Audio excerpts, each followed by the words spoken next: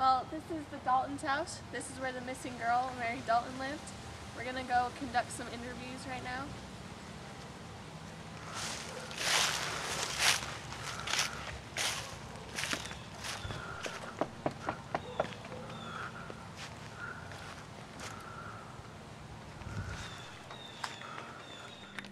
We're here in the Dalton's house and we're gonna conduct a few interviews. We're gonna start by asking Mr. Dalton a few questions. I'm here with Mr. Dalton, father of the missing girl. So Mr. Dalton, when was the last time you saw Mary? We saw her yesterday afternoon. She went to a talk at the university, but she never came back. We just received word that she never made it to Detroit, even though she was supposed to leave this morning. Who was the last person to see her?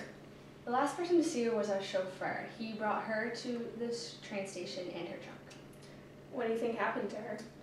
We believe that she's just up to her usual games. She's a little bit of a wild child, but she'll be back soon.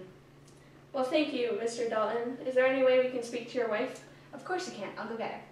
So, what information did you get from Mr. Dalton?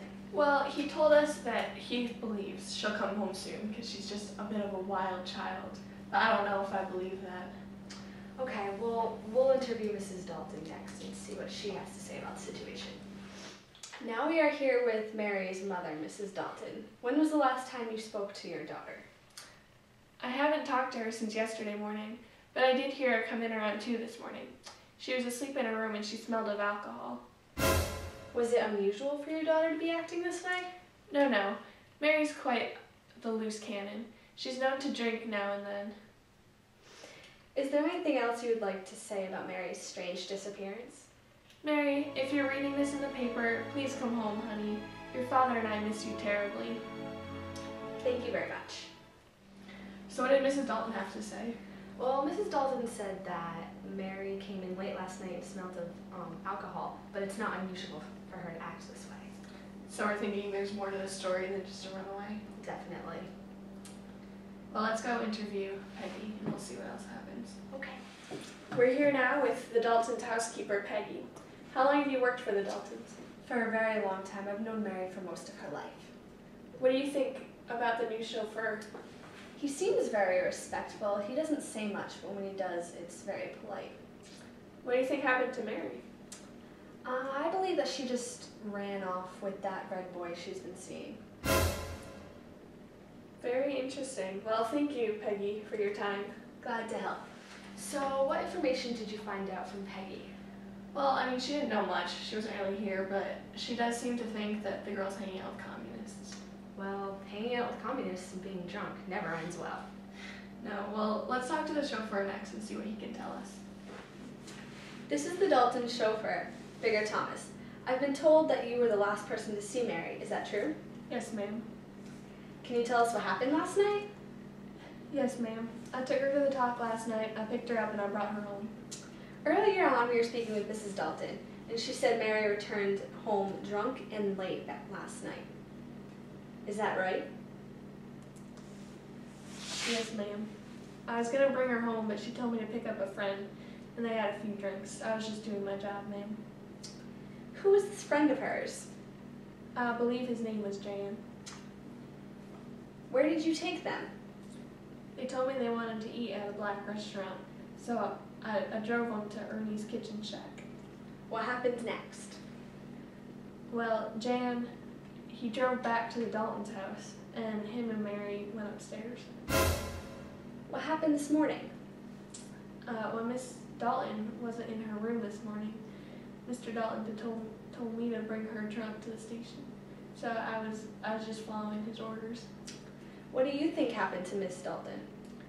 I don't know, ma'am. I only worked here a day. All right, thank you, Mr. Thomas. Yes, ma'am. So what did you get out of Bigger? Well, he was hesitant at first, but then he started giving out real useful information. He mentioned this boy, Jan, so I'm guessing that he has a big part in this mystery. So our next move is to find him and hear his side of the story? Yeah, we'll get some real useful information out of him. So this is Jan. Can you please tell us what happened last night? I don't know why I'm here. I didn't do anything wrong. Well, you were with Mary last night, weren't you? Yeah, so? All we did was go out to eat. Mr. Thomas claims that you went up to Mary's room with her. Is that correct? Of course not. That boy is lying. What's your side of the story? All that happened last night was that they picked me up. We went to Ernie's Kitchen Shack or whatever it's called. We had some drinks and Bigger dropped me off. We spoke to Peggy earlier this morning and she says that you were a communist.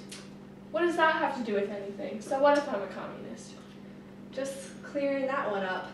Alright, all I know is that I went out with Mary and then we went home. Anything after that, you need to speak to Bigger about. And because clearly he's lying. We already spoke to Mr. Thomas and he told us everything he knew. And I'm doing the same. Well, thank you for that useful information. So what did you get from Jan? Well, that boy was very arrogant, but he claims he has nothing to do with the situation. Who are we going to believe when you grow up a communist? I believe Bigger because he's only worked here or for the Daltons for a couple days, so it doesn't seem like he has much of an idea of what's going on. Alright, well, let's talk to the private investigator. He'll probably tell us something useful. So, Mr. Brighton, you're the private investigator that the Daltons hired to find Mary. What have you found so far? Well, we've spoken to Mr. Thomas, who's our star witness, and he led us to our main suspect, Jan. What do you think of Jan's innocence claim? I think he's lying. That boy's a red, and he knows more than he's telling. What about Bigger? Jan seems to think he's the liar. Bigger's a respectful young man. There's nothing that leads me to believe that he would do this. He's only worked here for a day. He has no motives. So what's your next move? Well, we're taking it day by day. There's always a hope that Mary will come back. But for now, we're focusing on Jan. Well, we're hoping for the best as well. Keep us informed. Will do. So, what information did you get out of the private investigator? Well, he seems to agree with you that Bigger's got nothing to do with this and that Jan is the main suspect. Okay, so I say we look around the house and search for clues to see if we can get to the bottom of this. Sounds like a plan.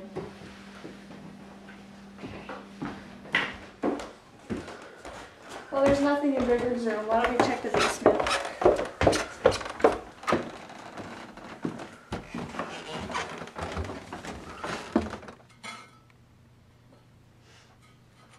It's getting smoky down here, boy. Give it here.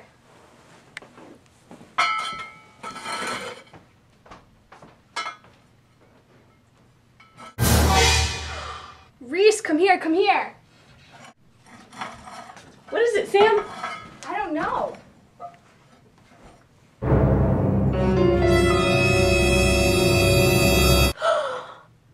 It looks like human bone. Do you think it's the girl?